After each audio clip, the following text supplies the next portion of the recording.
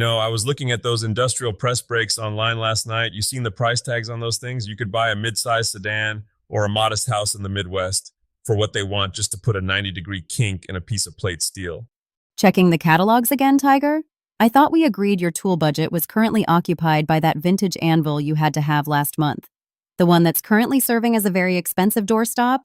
Hey, that anvil has soul. But the point is, there's this weird gatekeeper mentality in metalworking. People think if you don't have a $10,000 hydraulic lung to squeeze the metal, you're just playing pretend. It's nonsense. Metal is just like wood, only it's got a worse temper, and it doesn't forgive you if you oversleep. So, what's the poor man's alternative? Because the last time I tried to bend a bracket for my shelves using a hammer and a prayer, I ended up with something that looked like a crumpled soda can and a very bruised thumb. Ah, the hammer and hope method. Classic. But really, if you understand how a material gives up its yield strength, you can make it do pretty much whatever you want with stuff you've already got lying in the scrap bin. I read this great piece by a guy named Captain Robert who builds these wild trikes. He doesn't have a fancy pipe bender. He just uses leverage and a piece of wood.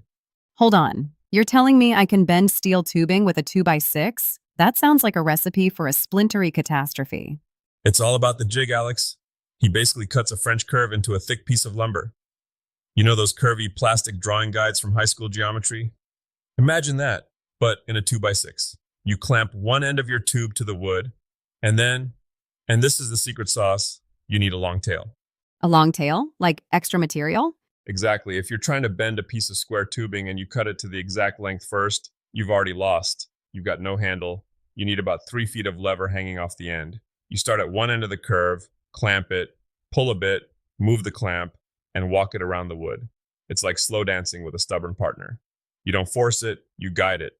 Okay, so leverage is the friend of the person with a small bank account. I get that. But what about the thick stuff? You're talking thin wall tubing. What if I'm trying to bend a 1/4-inch steel plate for a bumper or a heavy-duty bracket? Even with a 6-foot lever, I'm just going to lift my workbench off the floor before that steel moves an inch. That's when we start cheating with the laser, or a zip disk if you're patient. Cheating? I'm listening. There's this technique, the folks over at Sencut Sen talk about it a lot for their laser cut parts. It's called relief cutting. You basically turn the metal into a paper airplane. You're going to have to explain that before I try to fold my lawnmower into an origami swan. Think about it like this. Why is a heavy plate hard to bend? Because you're trying to compress and stretch a massive volume of molecules all at once. But what if those molecules weren't there? You cut a series of dashed lines, like a tear here strip on a cardboard box, right along your bend line.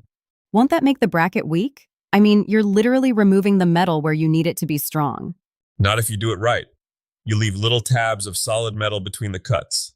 When you bend it, those tabs are the only things resisting you. Suddenly, that 1/4-inch plate feels like a piece of heavy cardstock. You can bend it by hand or with a simple wrench. Once it's at the angle you want, you just run a bead of weld across the cuts to heal the wound. It's essentially a perforated fold. That's actually brilliant. It's like pre-scoring a piece of leather. But I'm skeptical. Give me the what went wrong story. I know you've got one. There's no way you figured this out without a learning experience. Oh, you want to talk about the taco fender? The taco fender? Please. I was building a custom rack for an old motorcycle. I decided to use the relief cut method, but I got cocky. Instead of measuring the gaps, I just eyeballed it with a 4.5-inch angle grinder. I cut the slots too wide and left the tabs too thin. I went to bend it, and instead of a nice crisp 90-degree angle, the whole thing just collapsed. It folded like a wet taco shell. I didn't have enough metal left to weld back together. It was more bridge than bracket at that point. So there's a math to it? There is. The rule of thumb is that your cutouts should be about half the width of the material thickness.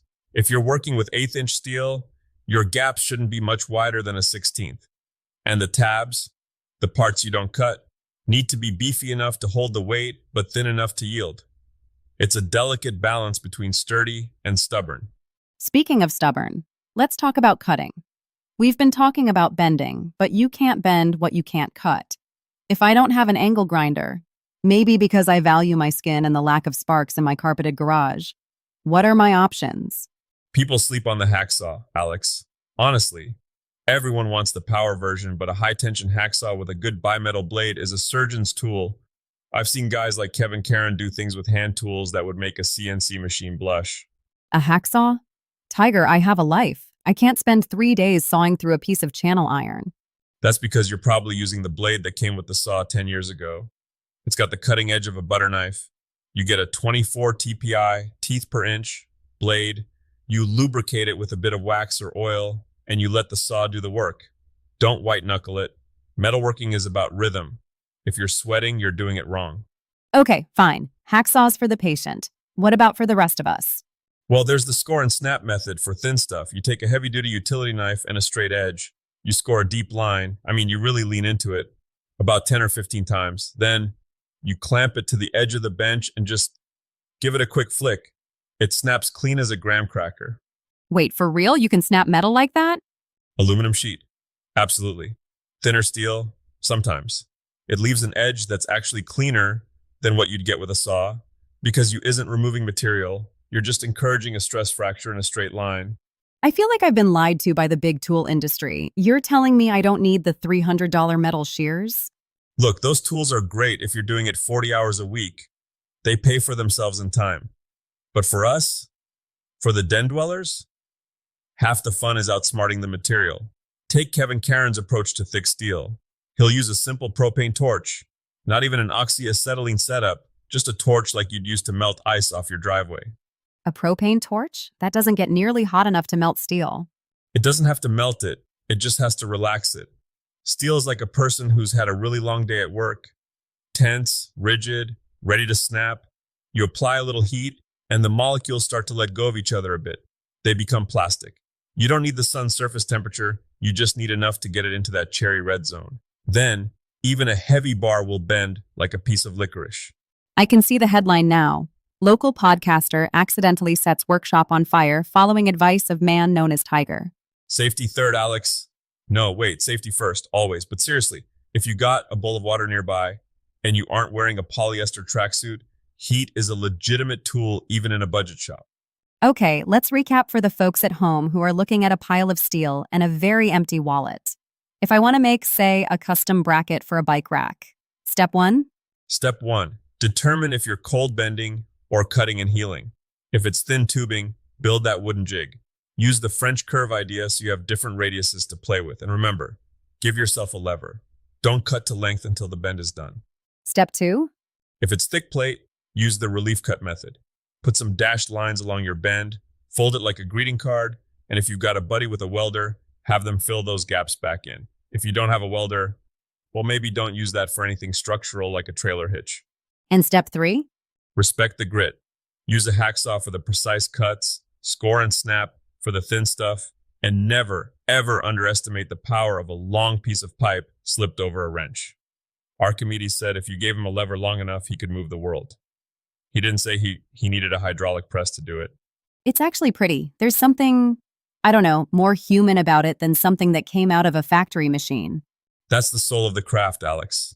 When you use a machine, the machine does the work. When you use your hands and a bit of wood, you and the metal have a conversation. Sometimes it's a heated argument, but that's how the best stories start.